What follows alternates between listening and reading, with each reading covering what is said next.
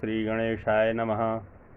वंशी विभूषितकरानवनीरदाभात् पीताम्बरादरुणबिम्बफलाधरोष्ठात् पूर्णेन्दुसुन्दरमुखादरविन्दनेत्रात् कृष्णात् परं किमपि तत्त्वमहं न जाने।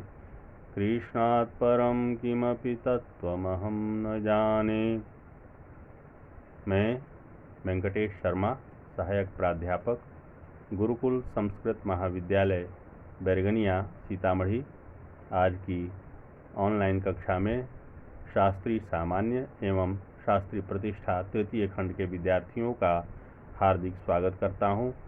आज की कक्षा अनिवार्य प्रथम पत्र की है। आज हम लोग संस्कृत साहित्य का इतिहास से भारतीय दर्शन के बारे में पढ़ेंगे। कल भी हम लोगों ने भारतीय दर्शन का सम्यक अध्ययन किया था।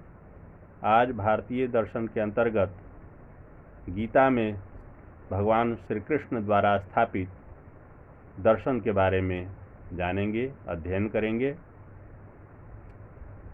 गीता में भगवान श्री कृष्ण ने अपने द्वारा दार्शनिक विचारधारा को स्थापित किया है। गीता हिंदुओं का एक पवित्रतम ग्रंथ है। यह धार्मिक के साथ साथ दार्शनिक विचारों से भी ओतप्रोत है। गीता में योग के बारे में भगवान ने बड़ा ही विस्तार से बतलाया है। योग शब्द का अर्थ आत्मा का परमात्मा से मिलन है। योग पर विशेष बल देने के कारण गीता को योग शास्त्र भी कहा गया है। मन के 3 अंग ज्ञानात्मक, भावनात्मक और क्रियात्मक के अनुरूप गीता में ज्ञान योग, भक्ति योग और कर्म योग का समन्वय मिलता है। भारतीय दर्शन के विभिन्न संप्रदायों ने इन तीनों में से किसी एक योग मार्ग को मोक्ष का मार्ग बतलाया है, परंतु गीता इन तीनों को समन्वित करके मोक्ष का मार्ग प्रशस्त करती है, मोक्ष का मार्ग दर्शाती है। एक ओर वह आध्यात्मिक ज्ञान अर्थात ज्ञान योग के द्वारा अज्ञानता को समाप्त करके मोक्ष प्राप्ति का मार्ग प्रशस्त करती है, वहीं दूसरी ओर ईश्वर के प्रति प्रेम, आत्मसमर्पण को नम्रता और भक्ति के द्वारा भी मोक्ष प्राप्ति को संभव मानती है। इन दोनों मार्गों के अलावा गीता कर्मयोग का वर्णन करती है। वास्तव में कर्मयोग ही गीता का मुख्य दर्शन है, गीता का मुख्य उपदेश है। गीता की रचना उस अर्जुन को कर्म मार्ग पर प्रवृत्त करने की प्रेरणा प्रदान करने के लिए की गई है, जो निष्क्रिय और किम कर्तव्य विमूढ़ हो चुका था। गीता में श्री कृष्ण निरंतर कर्म करने का आदेश उपदेश देते हैं। उचित कर्म से ही ईश्वर को अपनाया जा सकता है। शुद्ध आचरण ही गीता का कर्मयोग है। व्यक्ति को सिर्फ कर्म करने का प्रयास करना चाहिए, उसे फल की तनिक भी चिंता नहीं करनी चाहिए। अर्थात गीता में निष्काम कर्म करने का ही उपदेश किया गया है। यथा कर्मण्येवाधिकारस्ते मां फलेषु कदाचन मां कर्म फल हेतुर्भु मां ते संगोस्त्व कर्मणि। अर्थात कर्म में ही तेरा अधिकार है, फल में कभी नहीं।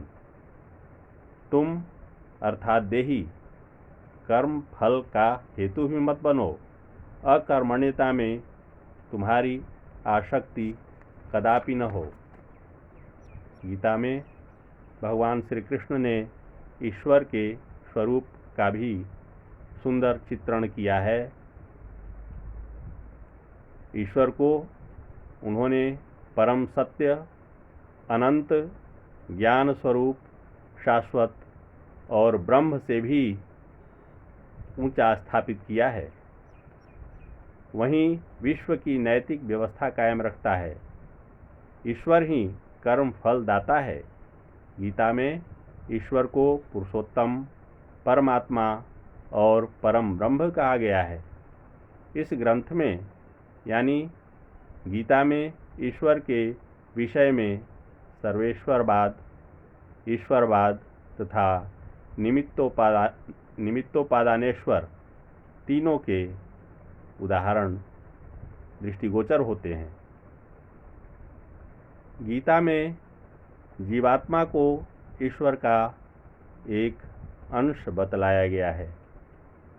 वह कर्ता है, वह शरीरधारी आत्मा है, वह अमर है, वह अजन्मा, नित्य, शाश्वत और पुरातन है। उसे न तो शस्त्र काट सकते हैं, न आग जला सकती है, पानी भी नहीं भिगा सकता है और न ही वायु से सुखा सकती है। जिस प्रकार मनुष्य पुराने वस्त्रों का परित्याग करके नए वस्त्र धारण करता है, ठीक उसी प्रकार देही अर्थात शरीर का स्वामी आत्मा पुराने शरीर का परित्याग कर नए शरीर को धारण करती है। वासांसि जीर्णानि यथा विहाय नवानि गृह्णाति नरोपराणि तथा शरीराणि विहाय जीर्णान्यान्यानि संयाति नवानि देहि।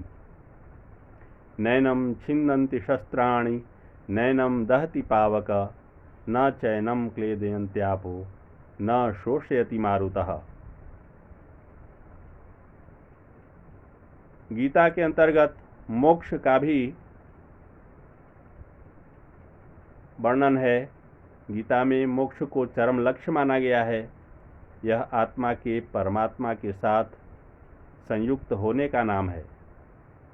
यानी आत्मा का परमात्मा से मिल जाना ही मोक्ष कहलाता है।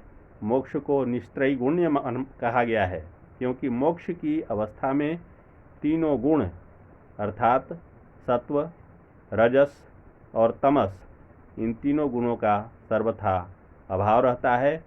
मोक्ष की प्राप्ति एक जीवन के कर्मों से नहीं, बल्कि अनेक जन्मों के कर्मों के सम्मिलित प्रभाव से संभव है। मोक्ष की प्राप्ति के पूर्व जीवात्मा को जन्म जन्मांतर में भटकना पड़ता है। गीता में मोक्ष की प्राप्ति के लिए इंद्रियों पर नियंत्रण करने पर बल दिया गया है। इसके लिए ज्ञान कर्म और भक्ति कोई भी मार्ग अपनाया जा सकता है। इस प्रकार आज की कक्षा समाप्त होती है। अगले दिन भारतीय दर्शन के बारे में अन्य जानकारी दी जाएगी। धन्यवाद।